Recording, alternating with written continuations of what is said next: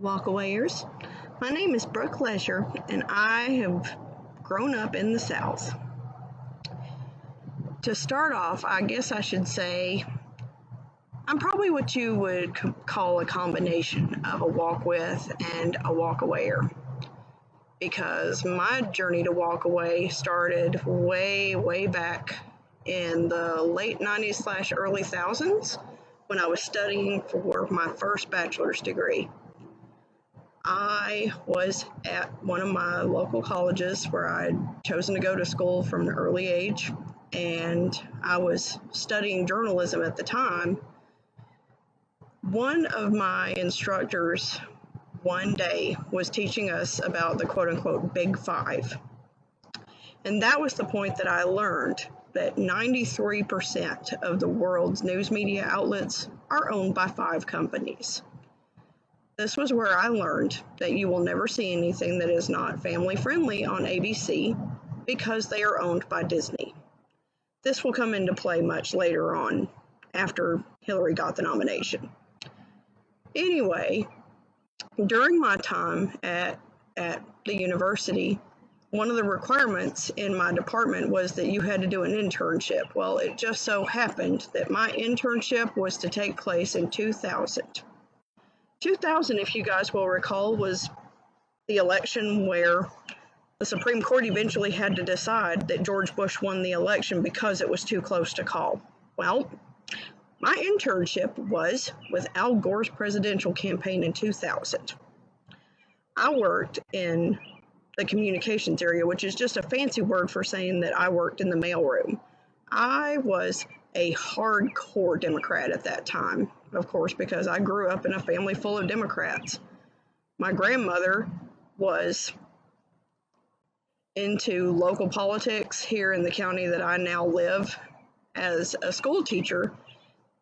Because we lived in Tennessee, she worked pretty heavily with the Gore family. She actually received an invitation to the inauguration after Clinton was elected, which would have been really exciting if we could have gotten a hotel room, but anyway. So I went to work for Al Gore's campaign at the campaign headquarters in Nashville. So that was where I first got my insider's view on how politics works, because the DNC headquarters were there in the building where I was working. The first thing that I saw that just struck me as being odd was I would see members of the public come through the door right next to my office in the mailroom with stacks and stacks of Bush signs in their hands. And I couldn't figure out why. I mean, they would disappear around a corner and I was busy doing my work, so it didn't occur to me to ask where they were going or what they were doing. It just so happened that I found out from my supervisor one day. I kind of offhand mentioned seeing a guy come in with a stack like this of signs, and I said, "Why are we bringing Bush signs into the building?" And she laughed. She said, "Oh, you don't know about the bonus program." And I said, "What bonus program?" And she said, "We pay members of the public 25 cents a sign." And I was like, "Are you kidding? They're going into people's yards and taking their signs to bring them in to get paid?" And she laughed and she said, "Yeah, I mean, we don't want people to know that there are people in Nashville that are voting for Bush." And I was like, that doesn't quite pass the smell test, shall we say. I mean, I was probably, I was 18 when I voted for Clinton the first time. So by that point in time, I had already voted for Clinton twice and was very excited at the prospect of being able to vote for Al Gore, because he would have been the third election that I had voted in by that point, because I spent 10 years studying for my first bachelor's degree. So I'm like nearing the very end at that point. So I'm kind of watching the way that the campaign is being run. I reached the point where I became so jaded working in the mailroom. My job in the mailroom was to open up letters, figure out what subject the person was writing about, and then we had little baskets scattered around the room for letters where we would take the envelope and staple it to the back of the letter if it had the person's return address on it. If you wrote a letter to Al Gore in 2000 and received a form letter, chances are good I was the person that put your name and address in the database to have a letter sent to you. So that was my job. Well, you can imagine, along with letters, people also mailed checks. And it was at that point that I learned if the check is up to a certain amount, staple the check to the letter and put it in this basket over here. But if the check is over this amount, which of course I didn't realize was the limit to how much a person could write a check for to donate to a campaign, I was to take the check and the letter in hand to Al Gore's war room and pass it off to a member of their staff. I'll get more into that later on. But anyway, I reached the point where I did not watch the news anymore because I knew every time we made a mistake, because we would get an influx of letters telling us exactly why we made a mistake. I tracked how well the campaign was doing from the number of letters that we got in my mailroom every week. So you can imagine, as the election progressed, it's getting closer to election time, they brought all of us in communications together and explained that after a certain day we wouldn't be sending out any more letters because they wanted to make sure that the letters got to people before election day. Not an uncommon practice. But instead of putting people's names in the computer like that was my normal job, the last 2 weeks of the campaign, because I wasn't sending out letters anymore, they brought me with a chair and a shredder.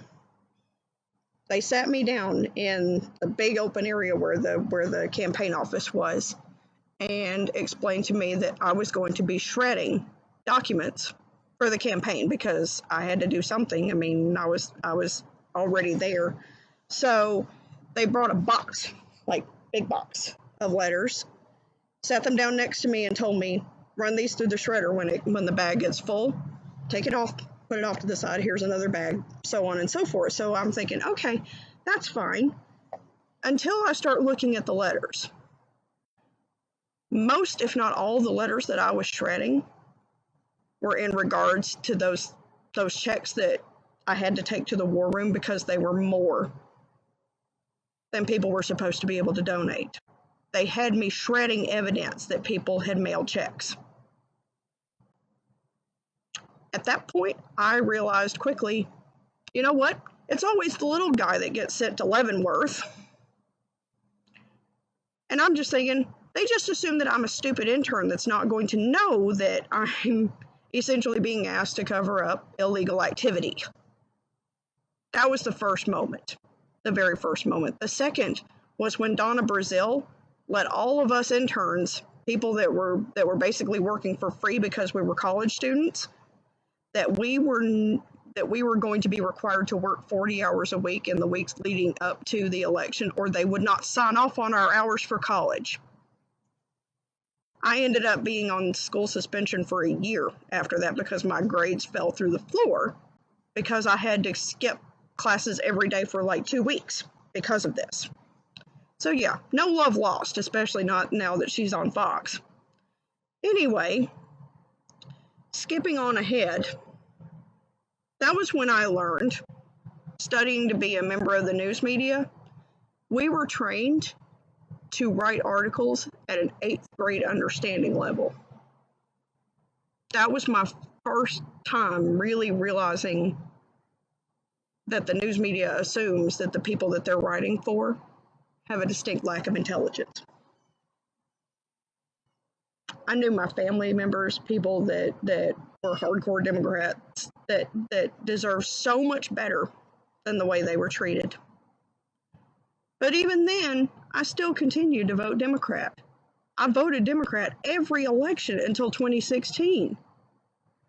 My husband and I had been married for 12 years.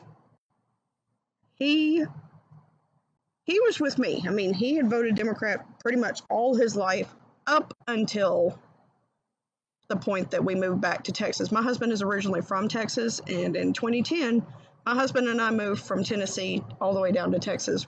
That was where I first started to really get into politics. So we were kind of watching, and I knew that I didn't like Hillary because of how badly she had treated the women that had accused her husband of sexual assault. I'm not talking about Monica. I'm talking about the others, the ones that Trump had at that press conference right after the Access Hollywood tape came out. So I knew that I couldn't vote for her because she used every ounce of political capital she had to bury those women, and then had the audacity to claim that she and the Democrats were the party of women. I was like, no. When I was working for Gore's campaign, I was very impressed with John McCain. Not a popular opinion at the campaign headquarters, as you can imagine, until he chose Sarah Palin for his running mate. And I knew the reason that he chose her was because he was trying to appeal to women. And that was the first time that I ever thought, I am not going to vote for you just because you chose a woman to be your running mate.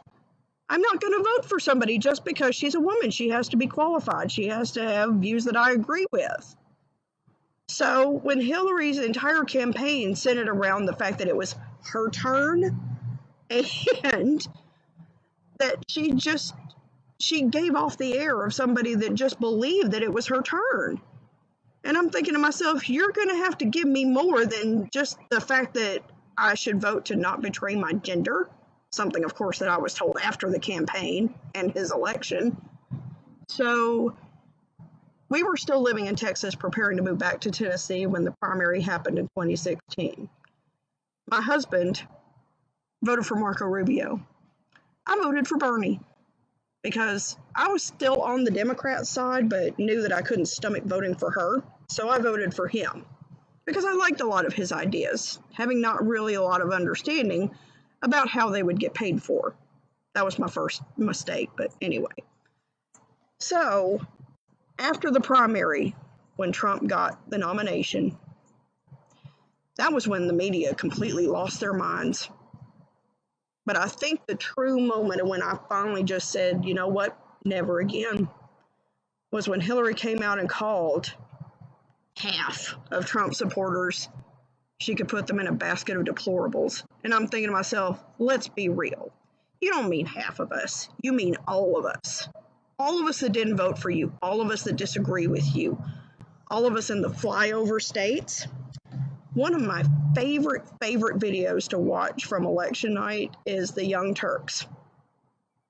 Because it epitomizes the disdain that people have for people that come from states like mine. If you don't live on the coast or you're not part of the coastal elites, they have no use for you at all. I mean, I watch the news. Okay, I'll give you a good example. Something that I learned from studying for my degree in journalism. On Inauguration Day, first they had the pictures of the empty spaces where they claimed that nobody showed up for the inauguration, which I knew was a load of crap because one of my local organizations said that there were people turned away at the gate because there were so many people. So I knew that was a lie immediately.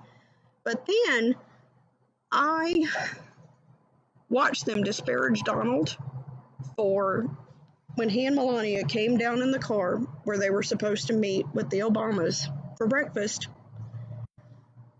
They criticized Donald for jumping out of the car and leaving Melania behind. But the video that they shot cut off at a certain point. So I did some searching and I looked for the video the rest of it, because I knew from the abruptness of the way they cut it off that there was something we weren't supposed to see.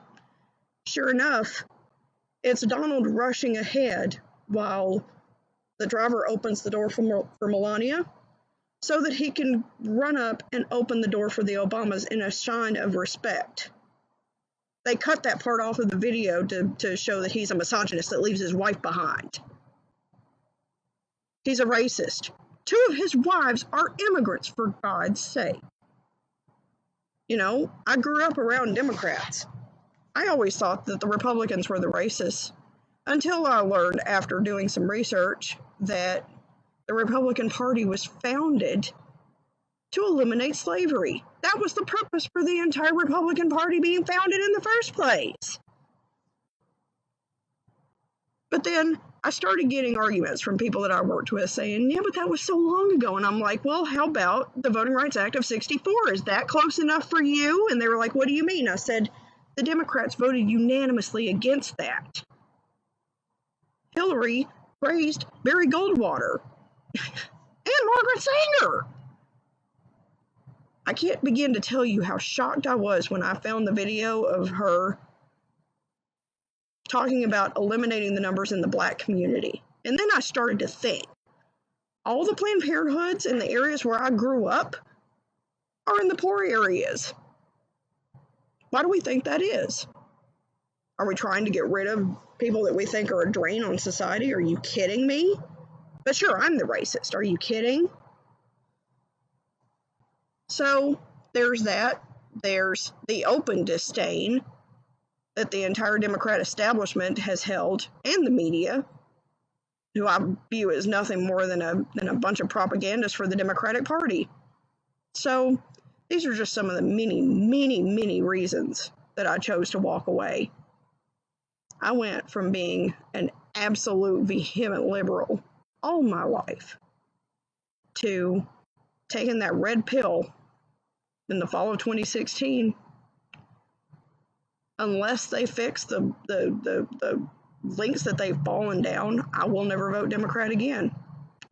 2016 was the first time that I had ever voted straight party all the way down.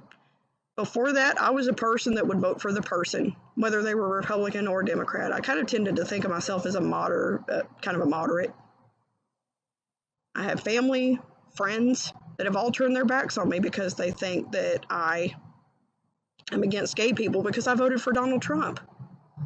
I believe that every person deserves the right to be happy and the right to have their voices heard. In fact, on election night, they scheduled me to close at the store that I was working at. When the returns started to come in, every person that I worked with at that store voted Democrat. I was like maybe one of maybe 3 people that didn't. I sat and held their hands when they cried, because I remember standing in the Legislative Plaza in Nashville when Gore lost until 2 a.m, when he had his campaign manager come down to tell us to go home. So you can imagine when Hillary didn't address her supporters after the election, I was like, well, that looks familiar. Stop showing disdain for the people that give their blood, sweat, and tears to you. Stop trying to use every nasty trick that you can pull to accomplish your goals. Stop clinging to power with all your bony fingers. You have to recognize the people that put you there in the first place, and I don't think the Democratic Party at this point does that.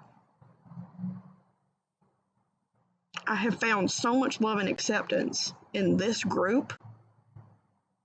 When I found your video, Brandon, it was a lifesaver. Thank you so much. #WalkAway.